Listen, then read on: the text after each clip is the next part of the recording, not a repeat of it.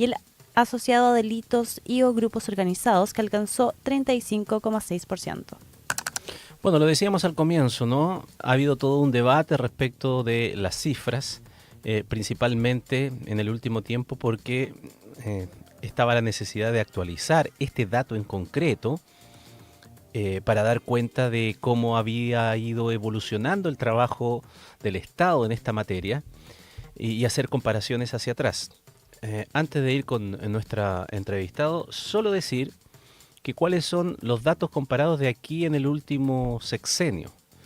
En el año 2018 teníamos una cifra de 4.5 por cada 100.000 habitantes. En el 2019 subió a 4.8. En el 2000 volvió a subir a 5.7. En el 2021 tiene una baja que es de 4.6. Luego hay un alza importante donde se llegó al nivel o al guarismo más elevado, el 2022, que fue de 6.7. Y el año pasado era 6.3 y ahora 6. Por lo tanto, del 2002 a la fecha el crecimiento se detuvo, ha bajado un poco, pero se ha detenido al menos el crecimiento. Y esa es la cifra o la interpretación que, dependiendo de la vereda que uno se coloque, puede verla como la parte más llena o la parte más vacía del vaso. La parte más llena dice que la tendencia al alza se ha detenido y incluso ha bajado en un nivel estabilizado tal vez en los últimos 3 años. Ahora, estabilizado muy alto, muy bajo, respecto de qué, habría que decirlo. El otro es que siguen siendo altas, diría alguien, y que todavía no estamos en los números que tal vez tuvimos en el 2018. Bueno, precisamente para colocarle contexto a todo esto, profundizamos ahora en Doble Clic. Noticias en versión 2.0. Eres parte del Doble Clic de Tele 13 Radio y tele13radio.cl. Bueno, la evidencia es indispensable para poder hacer los buenos diagnósticos y luego implementar las políticas públicas al respecto. Lo ha señalado en varias ocasiones, incluso sobre este mismo tema, Mauricio Duce, profesor de la Escuela de Gobierno de la Universidad Católica, investigador del Núcleo Milenio de Complejidad Criminal, con quien estamos ahora en comunicación. Hola Mauricio, gracias por atender nuestro llamado. Hola, buenos días Ramón. Muchas gracias por la invitación. Mauricio, primero, el hecho de que estén las cifras ahora, que se conozcan, justo además en una oportunidad bien precisa, que es con la inauguración del nuevo Ministerio de Seguridad Pública, se supone un ente mucho más especializado hoy día para hacerse cargo específicamente de este tema. ¿Cómo lo ves? ¿Qué significa? A ver, yo creo que aquí hay que esto verlo un poco más a largo plazo. Lamentablemente el ruido que hay a veces en la disputa política nos hace perder la mirada de más largo plazo en este tema. Este informe de homicidios, que es un informe lo más robusto que tenemos en Chile, es relativamente nuevo. Solo se empezó a producir a partir del año 2022, porque antes lo que teníamos es que las distintas instituciones que miden esto, el Ministerio Público, las policías, Gendarmería, el Servicio Médico Legal, tenían sus cifras por su cuenta y ninguna de ellas calzaba. A partir del 2022 por primera vez tenemos esta cuestión y esto requiere un cierto tiempo. Tú no las puedes tener estas cifras el 1 de enero del año siguiente porque requiere precisamente que las bases de datos estén consolidadas. Y hemos ido avanzando y cada año se ha podido ir entregando un poquitito más tempranamente y este año yo creo que es la vez que lo hemos recibido más tempranamente porque probablemente el sistema en su conjunto ha adquirido más experiencia en poder procesar esto. Lo que no quiere decir, ojo, que antes no teníamos, hace mucho tiempo existen disponibles cifras preliminares, por ejemplo, la de la policía. Yo manejaba esas cifras se manejan prácticamente semana a semana o mes a mes. Pero este es el informe más robusto y esta es la buena noticia. Hoy día sabemos más que lo que sabíamos antes en materia de homicidios gracias a este esfuerzo interinstitucional. Ya. Y a partir de tener estos datos, entonces así, de esa manera procesados, ¿qué es el desafío que se tiene para trabajar con ellos de aquí en adelante y el impacto que provoca justamente en la discusión pública de esto de que ha aumentado, sí, que está disparado, que no tiene control y todos esos calificativos que de pronto se utilizan en la discusión pública?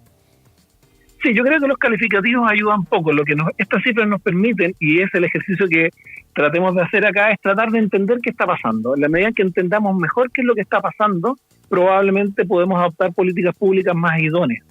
Porque claro, una cosa es decir, bien, venimos 2 años con una leve baja, pero la pregunta es, ¿qué podría explicar esta baja? Esta es una baja homogénea en todos lados. Por ejemplo, hay datos muy interesantes que demuestran que las realidades regionales son muy heterogéneas, claro, no solo en las tendencias, sino que también en las formas de comisión y en los fenómenos criminales que podría haber detrás.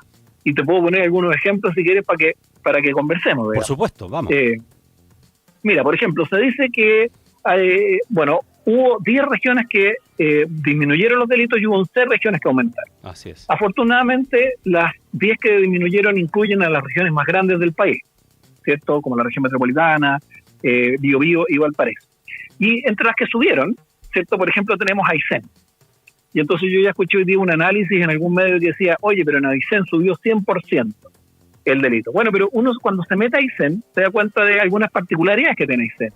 Y después te voy a dar el ejemplo, comparémoslo con la región metropolitana. Aysén subió de 5 a 10 homicidios. Entonces Aysén es una ciudad, es una región muy pequeñita en donde, entre comillas, por así decirlo, cualquier hecho más accidental podría tener una incidencia en explicar una subida muy importante como esta o una baja muy importante en un próximo año. Pero además, cuando tú te metes al detalle, te das cuenta que el fenómeno criminal que hay detrás de este aumento en Aysén es diferente al de otros lados. 0 de estos delitos, ninguno de estos delitos fue cometido con arma de fuego. El 90% de estos homicidios en Aysén fueron cometidos en un contexto interpersonal, no vinculado a la comisión de un delito o vinculado a una organización criminal. La mayoría de ellos fue cometido en un domicilio particular. Compara con Santiago. En Santiago, en cambio, tuvimos una baja, claro, ¿cierto?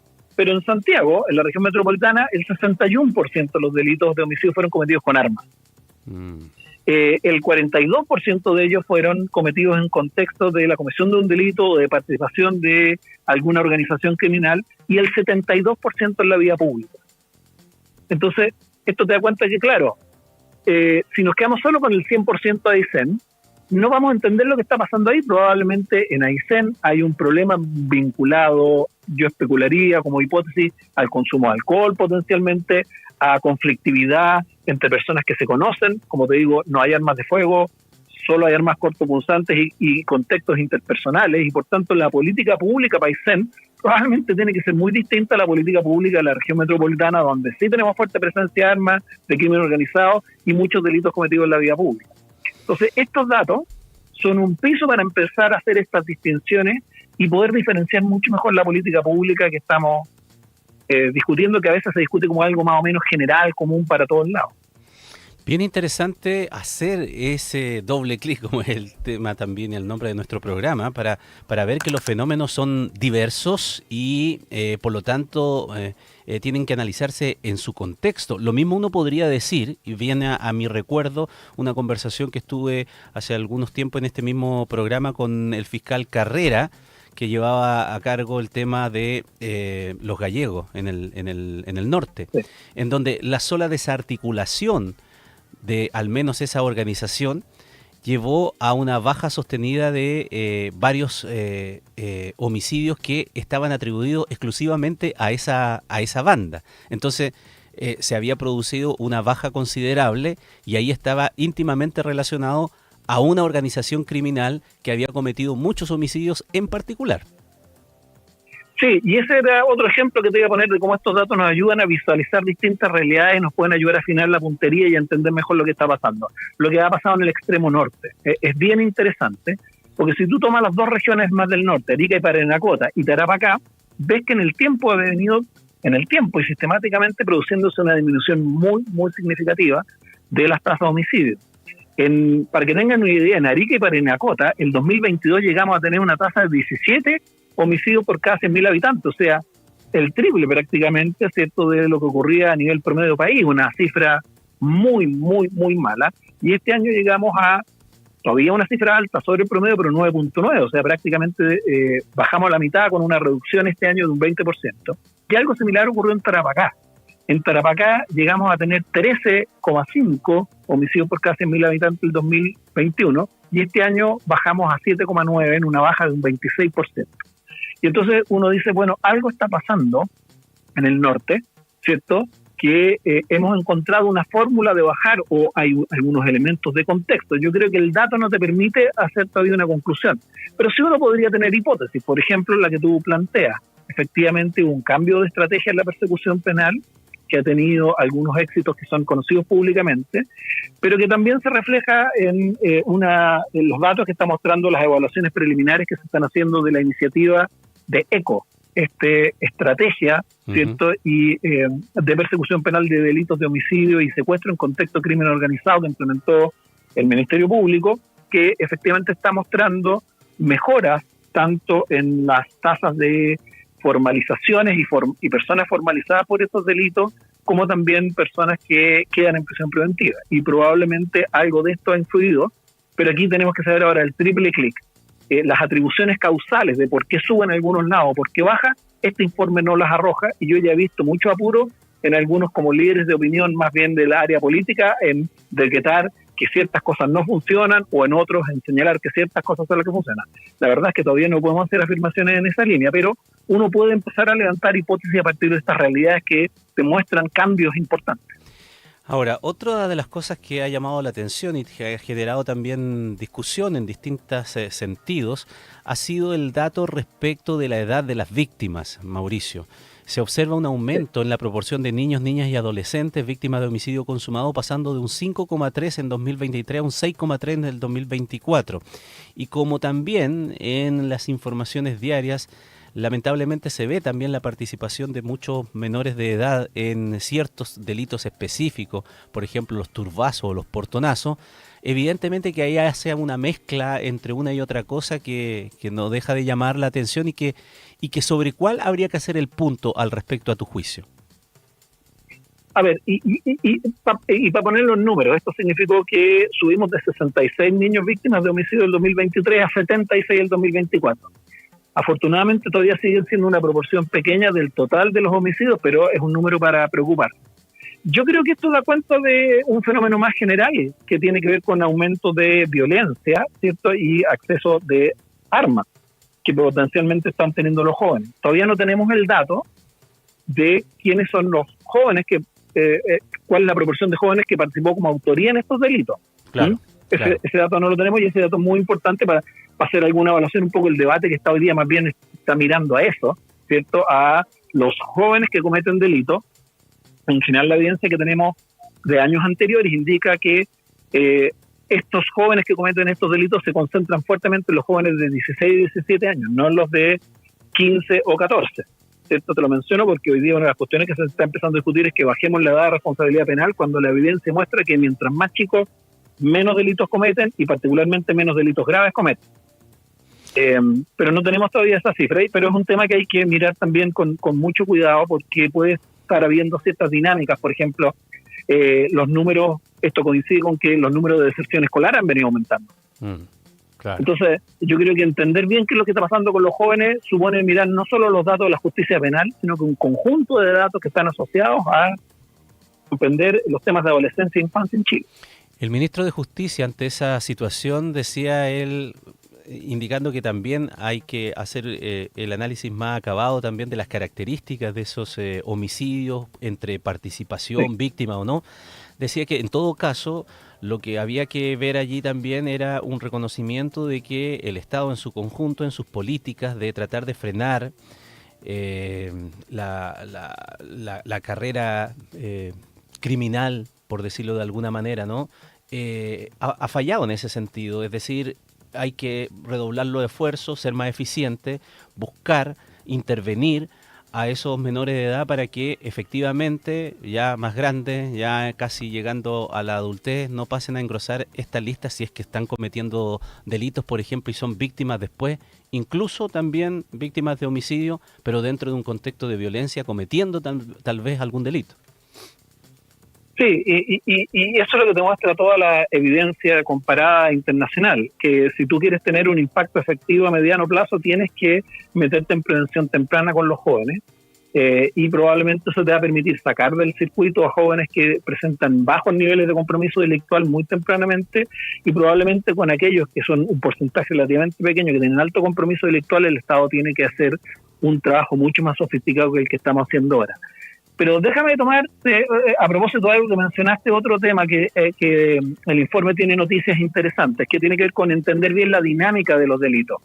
Yo creo que una noticia bien interesante que muestra el informe es que se ha venido produciendo sistemáticamente una baja desde el año 2018, que llegó al máximo hasta el día de hoy, de la presencia de organización criminal y comisión de delitos como contexto de agresión.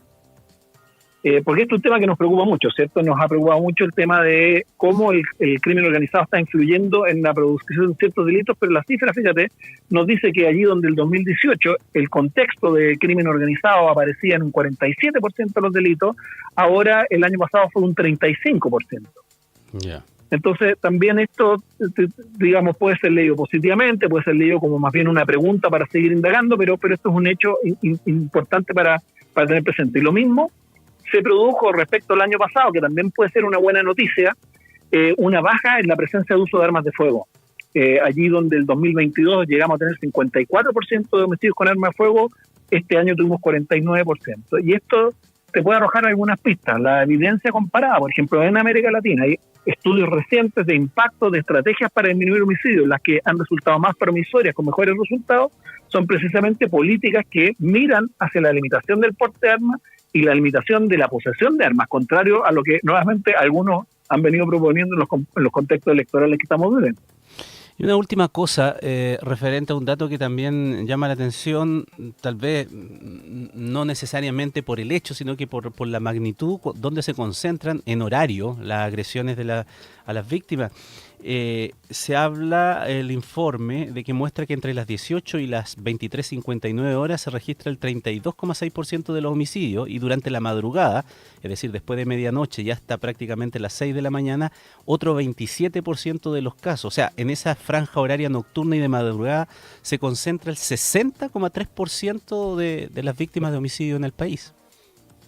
Y agreguemos un dato, y los viernes, sábado, domingo se concentra el 50% de los delitos. Además, exacto. Claro. Además, entonces esto es un buen indicador para ayudarnos a afinar la puntería de dónde tenemos que, por ejemplo, desarrollar estrategias de presencia policial preventiva. ¿Te fijas tú? Y lo mismo también nos debería llegar a decir, oigan, esto que un poco hemos vivido el último par de años, esto lo que yo llamo los conteos macabros, o sea, que estamos los fines de semana largos contando y decimos, bueno, hoy día sabemos que los fines de semana son una situación problemática, y intervengamos, más que andar haciendo este conteo, por así decirlo, de lo que va apareciendo en los medios. Tenemos mucha información que dice los viernes, sábado, domingo, y sobre todo, como dices, las madrugadas son una situación problemática. Bueno, hay que tomar medidas para cubrir esa cuestión, más que estar preocupados del conteo, digamos.